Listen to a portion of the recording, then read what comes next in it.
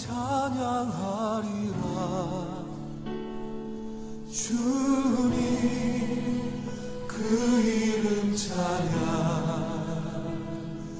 예수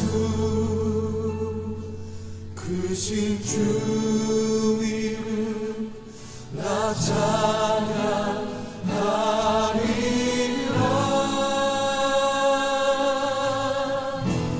나는 찬양하리라. 주님 그 이름 찬양. 예수 크신 주 이름 나 찬양하리라. 나는 영광 돌리리. 나는 영광 돌리리. 주께 영광의 이름.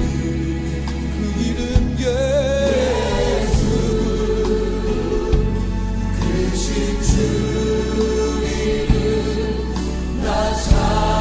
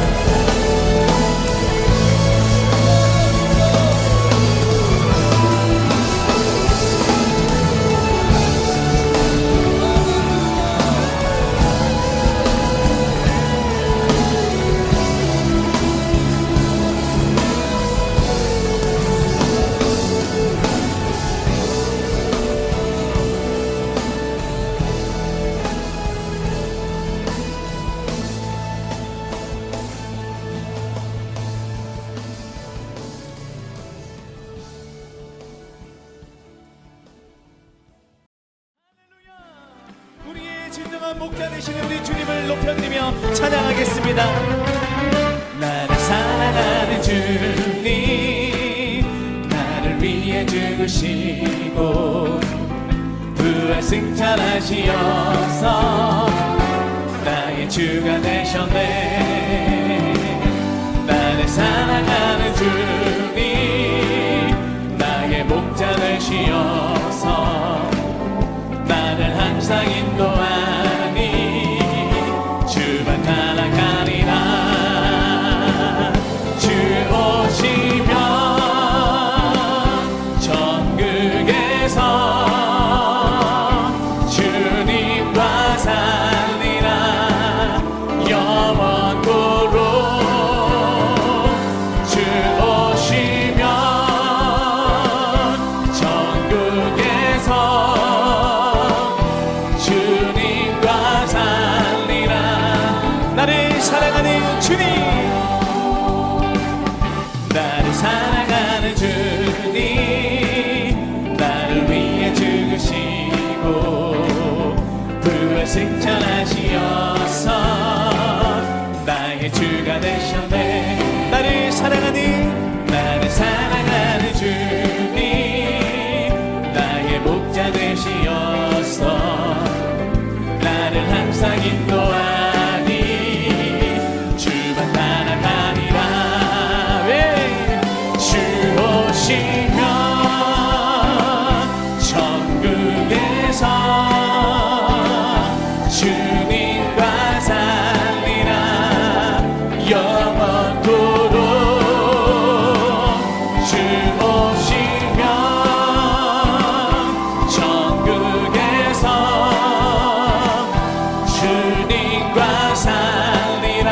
주 오시면 천국에서 주 오시면 천국에서 주님과 살리라. 영원토록 주 오시면 천국에서 주님. 우리 다시 한번 고백합니다. 주 오시면 천국에서 주 오시면 천국에서 주님과 살리라. 영원토록 할렐루야. 주시면 그에서 주님과 우리 살아계신 주님을 높여드리며 찬양하겠습니다. 살아계신 주, 나의 참된 소망 걱정이시 전혀 없네. 사랑의 주, 내 갈 길 인도하니 내 모든 삶의 기쁨. 우리 다같이 목소리를 높여 주 하나님, 주 하나님, 독생자 예수 나를 위하여 오시었네.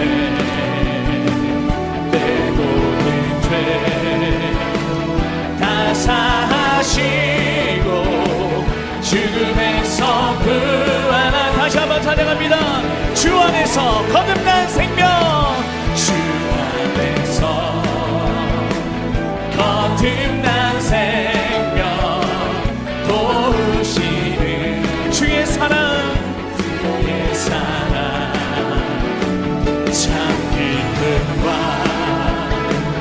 화신 가지고 예수님의 도우심을 믿으며 살리.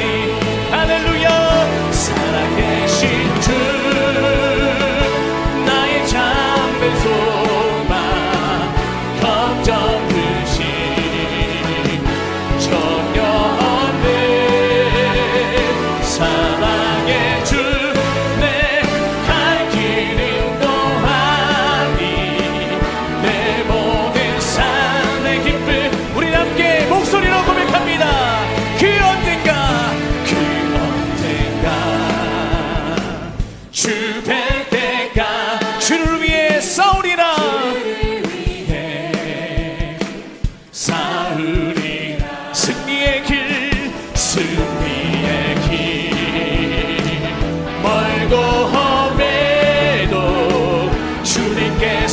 나의 앞길 지켜주시니 살아계신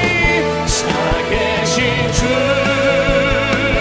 나의 참된 소망 걱정으시 전혀 없네 사랑의 주 내 갈 길이 너와니 내 모든 삶의 기쁨 살아계신 주 살아계신 주 나의 참된 소망 걱정 끝이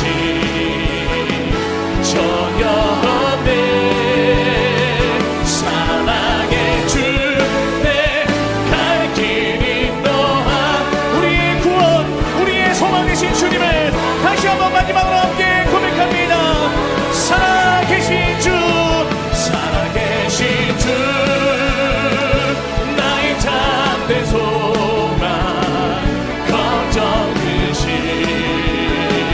전혀 없네 사랑의 주 내 갈 길이 너하니 내 모든 삶의 기쁨 내 모든 삶의 기쁨 내 모든 삶의 기쁨 내 모든 삶의 기쁨 내 모든 삶의 기쁨 늘 충만하네 할렐루야 할렐루야 우리의 삶의 기쁨은 오직 예수 그리스도 한 분밖에 없는 줄로 믿습니다.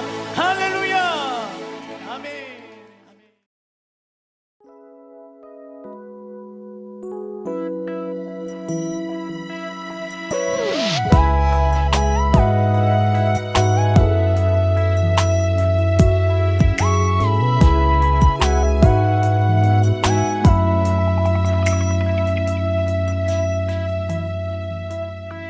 나의 주님께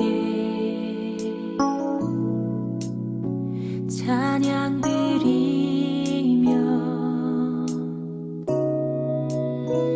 그 크신 사랑 주임제 감사해 어둠 속에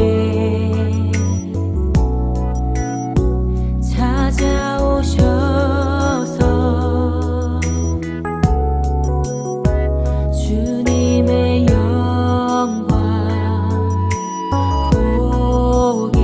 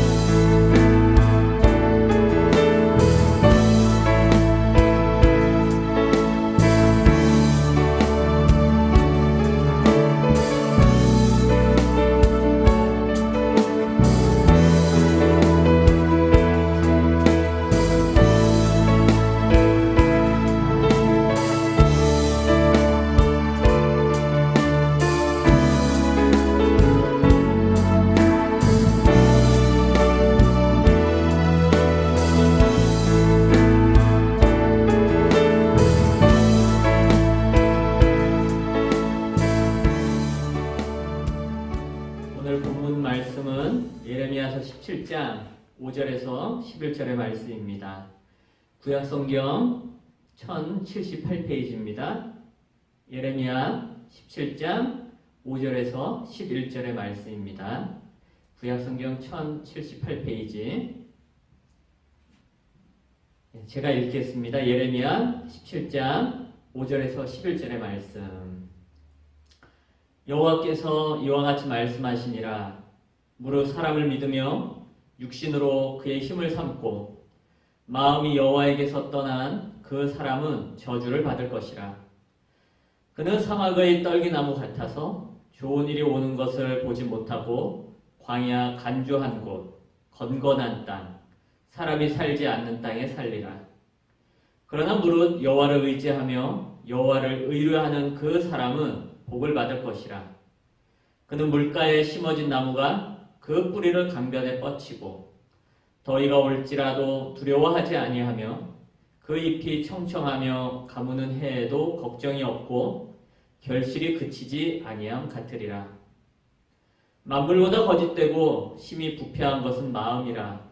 누가 능히 이를 알리오마는 나 여호와는 심장을 살피며 폐부를 시험하고 각각 그의 행위와 그의 행실대로 보응하나니 불의로 치고하는 자는 자고새가 낳지 아니한 알을 품은 같아서 그의 중년에 그것이 떠나겠고 마침내 어리석은 자가 되리라.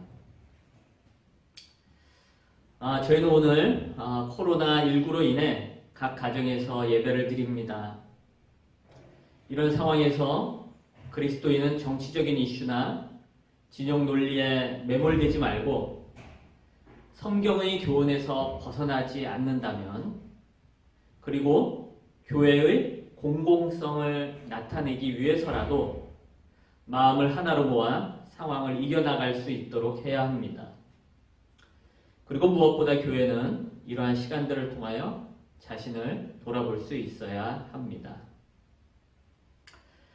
그래서 오늘은 지난주에 이어서 믿음의 원리 세 번째 시간을 함께 갖고자 합니다. 한국의 개신교회들이 이미 오래전부터 출석 교인 수가 급감하고 있습니다. 왜 많은 사람들이 교회를 떠나는 것일까요? 그 이유는 단지 이단들 때문은 아닙니다. 지금 코로나19로 인해서 신천지 문제도 함께 불거지고 있는데, 개신교회 출석 교인 수가 급감하는 것은 단지 이단들의 문제는 아닙니다. 그렇다고 출산율 저하에 따른 문제도 아니죠. 실은 교회가 제 역할을 못한 것이 가장 큰 원인입니다. 교회가 사회에 대한 책임을 다하지 못한 데서 비롯된 반작용임을 우리는 알아야 합니다. 그래서 우리는 이러한 시간들을 통해서 우리 자신을 돌아볼 수 있어야 합니다. 한국교회가 성경을 바르게 해석하여 가르치는 일보다 교회 성장과 유지에 많은 관심을 쏟았습니다. 그러다 보니 정작 하나님 나라의 교훈을 통해 교회가 지향하는 가치와 윤리를 가지고 사회를 설득해 나가는 힘을 잃어버린 것이에요. 결국 교회가 자신들만의 놀이터가 되어버리는 결과를 가져왔습니다. 어느덧 사회 안에서 비난과 조롱의 강도가 점점 심해지고 있습니다. 작금의 교회의 위기는 교회가 교회로서의 변혁적인 기능과 사회적 역할을 잃어버린 채 오히려 세상에서 성공하고 축복받는 방법을 가르치는 장소로 전락한 데 있습니다. 그 결과 기복주의, 이기주의, 물량주의, 교권주의와 교회 세습이 한국교회 안에 기승을 부리고 있습니다. 오늘 우리는 예레미야서를 통해 예레미야 예언자 당시 하나님께서 유다에 들려주셨던 말씀에 귀 기울이기 원합니다. 그 당시나 지금 한국교회 상황이 별반 차이가 나지 않기 때문입니다. 진정 우리가 회복해야 하는 믿음의 사명을 깨닫는 시간 되었으면 좋겠습니다. 먼저 예레미야가 책망을 하죠. 예레미야서 17장 5절 6절 제가 다시 한번 읽습니다. 여호와께서 이와 같이 말씀하시니라. 무릇 사람을 믿으며 육신으로 그의 힘을 삼고 마음이 여호와에게서 떠난 그 사람은 저주를 받을 것이라. 그는 사막의 떨기나무 같아서 좋은 일이 오는 것을 보지 못하고 광야 간조한 곳, 건건한 땅, 사람이 살지 않는 땅에 살리라. 자, 예레미야 예언자는 저주받을 사람의 특징을 말합니다. 5절에 보면 사람을 믿는 것, 육신으로 그의 힘을 삼는 것, 그리고 마음이 여호와에게서 떠난 것이라고 말하죠. 예레미야 예언자 당시 유다 왕과 백성들은 하나님이 아니라 애굽을 믿었습니다. 이 애굽은 모세 당시의 애굽이 아닙니다. 그 당시 애굽 북쪽에는요 바벨론이 있었고 남쪽에는 애굽이 있었어요. 애굽이 신흥 강대국으로 등장을 하고 있었습니다. 그 애굽을 믿었어요. 즉 사람을 믿었던 것이죠. 또 유다에 있는 귀족들은요 자신의 자녀들에게 권력을 세습했습니다. 그리고 하나님의 언약으로부터 떠나서 하나님으로부터 등을 돌렸어요. 부끄럽게도 이런 내용들은 오늘날 그리스도인들의 신앙이 변질될 때에 나타나는 모습들이기도 합니다. 어쩌면 오늘날 우리 교회가 가지고 있는 그런 모습들이에요. 이런 자들에게 하나님께서 저주를 말씀하시죠. 6절 말씀 보면 그는 사막의 떨기나무 같아서 좋은 일이 오는 것을 보지 못하고 광야 간조한 곳, 건건한 땅, 사람이 살지 않는 땅에 살 것이다. 무슨 이야기입니까? 생명이 없는 곳, 즉 하나님의 생명을 누리지 못하는 곳에서 살게 될 것이라는 것이에요. 반대로 복을 받는 사람의 특징은 무엇입니까?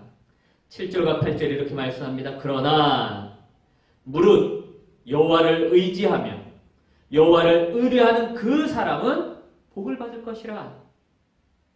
그는 물가에 심어진 나무가 그 뿌리를 강변에 뻗치고 더위가 올지라도 두려워하지 아니하며 그 잎이 청청하며 가무는 해에도 걱정이 없고 결실이 그치지 아니함 같으리라. 여호와를 의지하며 여호와를 의뢰하는 동일한 의미입니다. 복을 받는 사람은 전적으로 하나님을 믿고 의지하는 사람이라는 것이에요. 그 사람은 물가에 심어진 나무라는 것이죠.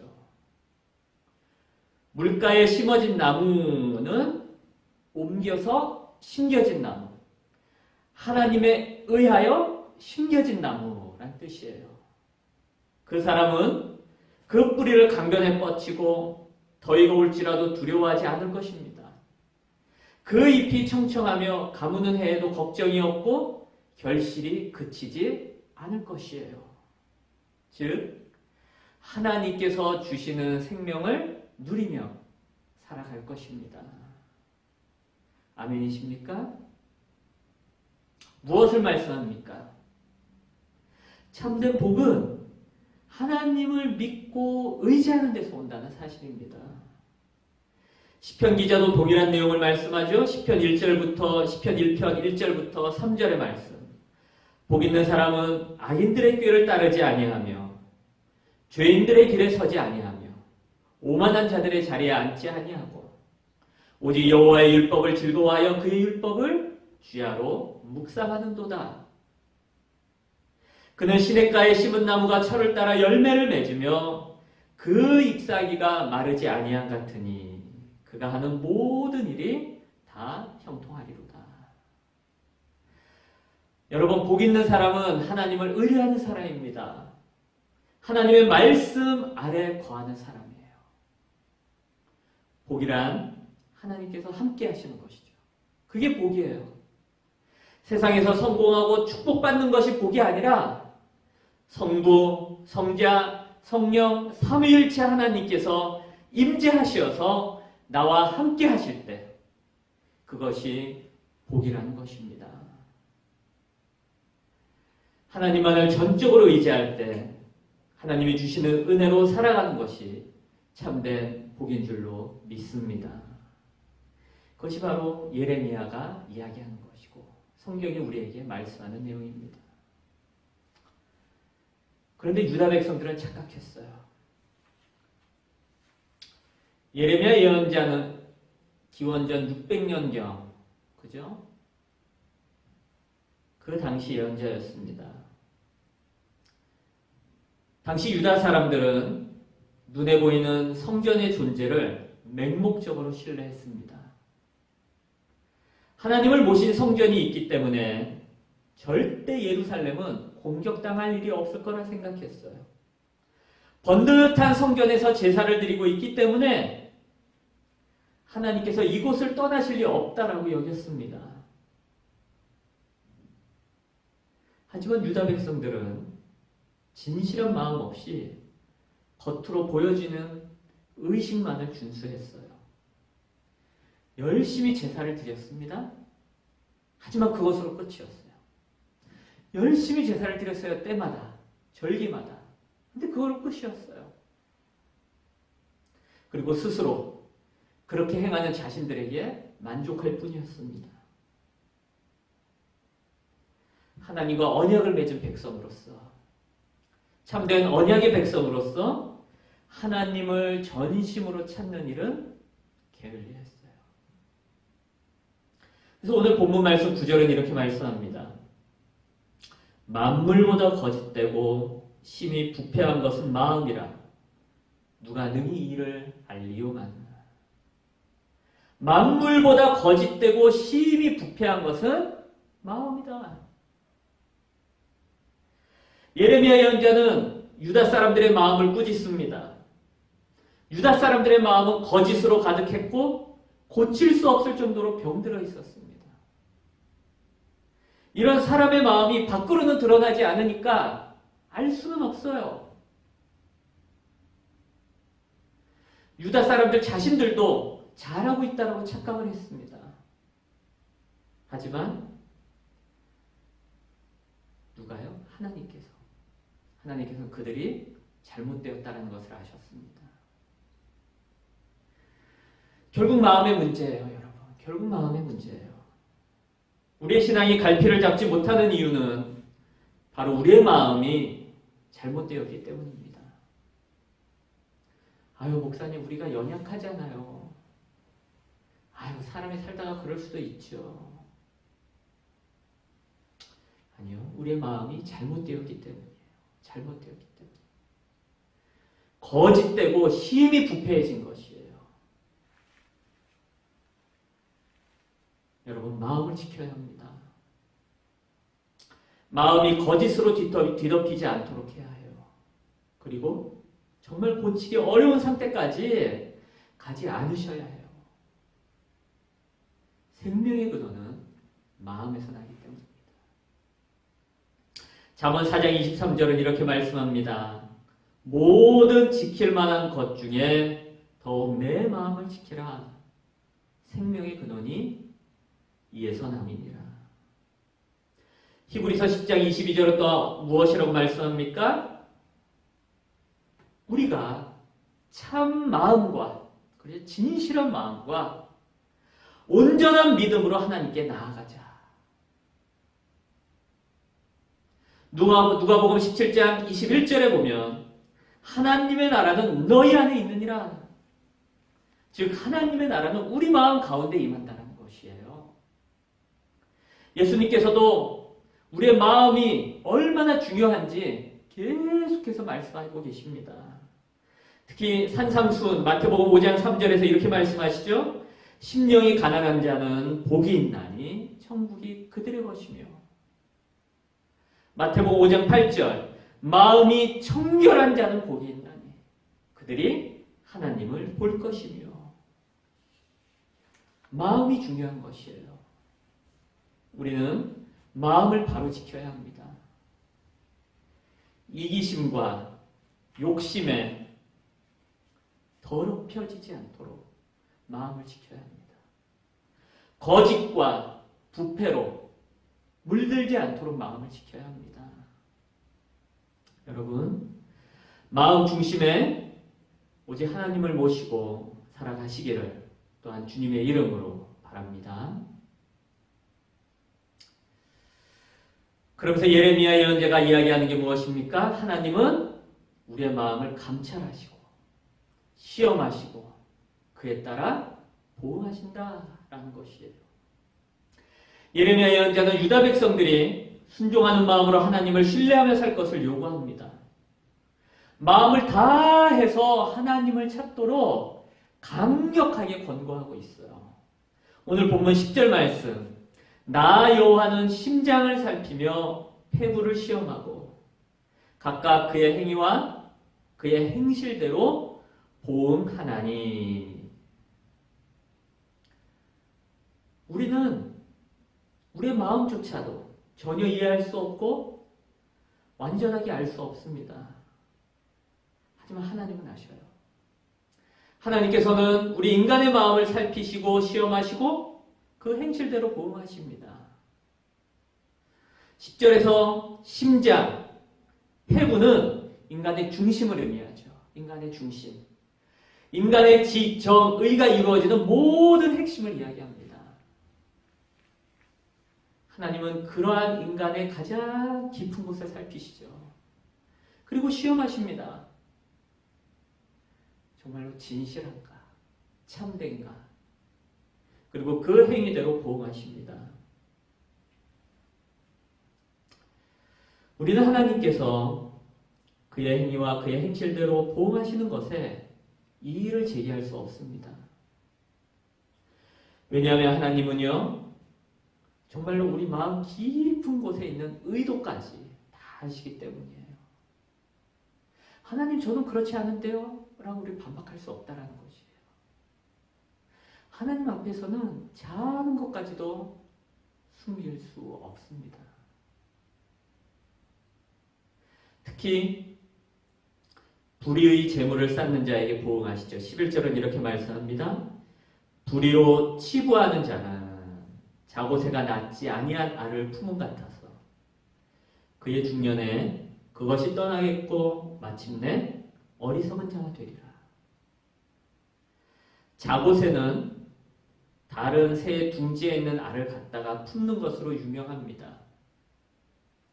알에서 깨어난 어린 새끼는 어떻게 합니까? 그 자고새가 어미가 아니기 때문에 그 곁에 오래 머물지 않고 날 수 있을 때가 되면 다른 데로 날아가 버리죠.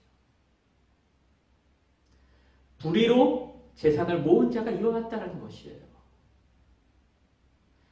불의로 모은 재산은 결국 날아가 버리고 말 것입니다. 우리가 그리스도인인 우리가 왜 불의의 재산에, 불의의 재물에 마음을 빼앗깁니까? 왜 세상에서 성공하고 축복받는 일에 정신이 팔려 있습니까? 하나님을 신뢰하지 못하기 때문은 아닙니까? 창세기 3장에서 하나님께서 범죄한 아담을 부르시죠. 아담아, 어디 있느냐? 그때 아담이 무엇이라고 말합니까? 창세기 3장 10절을 보니까 이렇게 말합니다. 내가 동산에서 하나님의 소리를 듣고 내가 벗었으므로 두려워하여 숨었나이다. 내가 두려워하여 숨었습니다. 이 아담의 대답이었어요.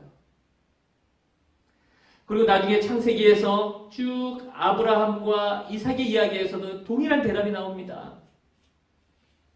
창세기 20장, 창세기 26장을 보십시오. 아브라함과 이삭이 둘 다 아내를 누이라고 속여요. 그죠? 죽임을 당할까봐. 자신의 아내들 때문에 죽임을 당할까봐 두려워서 내 누이입니다라고 대답을 해요. 두려워서.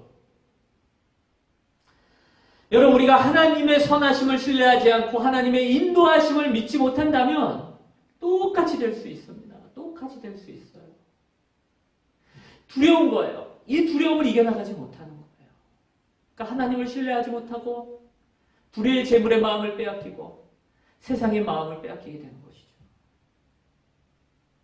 오늘 본문은 그런 자를 어리석은 자다라고 이야기하는 거예요. 어리석은 자다.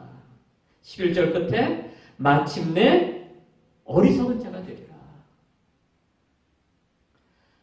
어리석은 자를 나타내는 히브리어 단어는 나발입니다. 나발. 또 다윗 시대 때 나발이라고 하는 어리석은 자가 있긴 했었죠. 근데 이 나발은 시신, 죽음을 나타내요. 히브리어 네벨라를 암시합니다. 발음이 비슷하죠.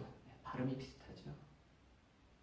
어리석은 자가 되리라. 이 말을 들으면 이스라엘 사람들, 유다 사람들은 네벨라가 떠오르는 것이에요. 시신, 죽음이 떠오르는 것이에요. 자고새처럼 불의로 재산을 모으는 자는 마침내 죽음으로 끝나게 될 것이다 라는 의미인 것이에요. 죽음이 무엇입니까? 하나님의 생명으로부터 떠난 것. 그것이 죽음이지 않습니까? 재산은 사람을 죽음에서 구해줄 수 없으며 어떤 도움도 줄 수 없습니다. 그런데 우리가 두려워지면 하나님을 신뢰하지 못하고 거기에 마음을 빼앗기는 것이에요. 우리가 진정 의리할 분은 하나님 한 분뿐입니다. 우리가 다른 것에 마음을 빼앗겨서는 안 됩니다. 특히 불의의 재산에 마음을 빼앗겨서는 더욱 안 됩니다. 하나님께서 우리의 마음을 감찰하셔요. 여러분, 우리 인생에서 진정 의리할 분은 하나님 한 분뿐임을 깨달으시기를 바랍니다. 말씀을 맺습니다. 말씀을 맺습니다. 지금 이 어려운 상황에서 우리 한국교회는 교회의 역할과 사명의 본질을 다시금 재정립할 필요가 있습니다. 교회의 위기를 초래한 세속주의를 극복해야 합니다. 세속주의에 편승한 번영시당, 신비주의와 은사주의, 기복주의, 신앙과 현실의 분리, 역사의식의 부재, 현실 도피의 경향 등을 우리는 이제 이겨나가야 합니다. 이를 위해 먼저 복이라는 것은 하나님께서 함께 하시는 것이구나. 이것을 알아야 돼요. 성부 하나님, 성자 하나님, 성령 하나님, 삼위일체 하나님께서 임재하시어서 나와 함께 하시는 것, 그것이 복이라는 사실을 우리는 알아야 합니다. 하나님만 전적으로 의지할 때 그 하나님이 주시는 은혜로 살아가는 것이 참된 복임을 우리는 알아야 합니다. 그리고 이제 우리는 마음을 지켜나가야 돼요. 마음을 지켜나가야 돼요. 세상에 물들지 않도록 이기심과 욕심에 빠져서 허우적거리지 않아야 되는 것이에요. 마음 중심에 하나님을 모시고 살아야 합니다. 그래서 우리는 매일매일 내가 진정으로 의뢰할 분은 하나님 한 분뿐이구나. 이 사실을 마음속에 새기며 살아야 됩니다. 다른 것에 마음을 빼앗기지 않도록, 특히 세상에서의 성공과 축복에 마음을 빼앗기지 않도록 주의해야 되죠. 그것을 의지하지 않도록 주의해야 합니다. 우리 인생에서 진정 의지하고 의뢰할 분은 바로 하나님 한 분뿐이십니다. 우리의 믿음의 사명은 바로 하나님을 전적으로 의뢰하는 것이에요. 믿음의 원리 세 번째, 하나님을 전적으로 의뢰하기입니다. 하나님을 전적으로 의뢰하기. 그럴 때 하나님께서 우리를 회복하시고 하나님의 나라를 이 땅에 이루어 가실 줄로 믿습니다. 이런 믿음과 소망으로 살아가는 우리 진리나 한인교회 성도 되시기를 주님의 이름으로 바랍니다. 함께 기도하시겠습니다. 하나님, 지금 한국이 코로나19로 많이 어려운 가운데 있습니다. 코로나19가 더욱 확산되지 않고 진정세로 접어들 수 있기를 원합니다. 하나님, 이 가운데 저희 그리스도인들이 흔들리지 않게 하여 주옵소서. 정치적인 이슈나 진영 논리에 매몰되지 않도록 주님 도와주시옵소서. 성경의 교훈에서 벗어나지 않는 한, 그리고 저희 교회가 공공성을 위해서라도 함께 한 마음으로 마음을 모두어서 이 위기를 잘 극복해 나가는데 저희 교회가 힘이 되게 하여 주시옵소서.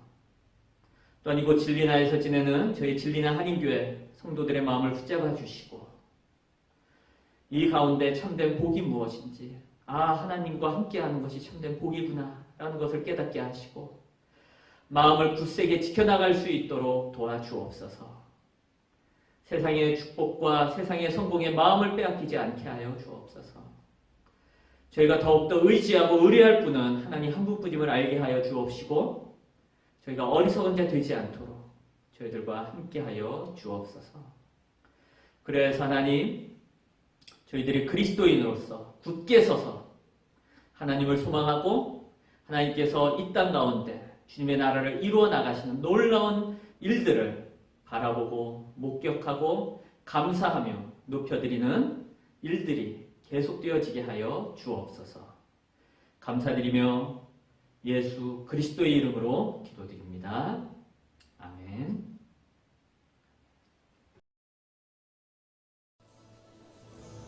나는 찬양하리라. 주님 그 이름 찬양. 예수 크신 주 이름 나 찬양하리라.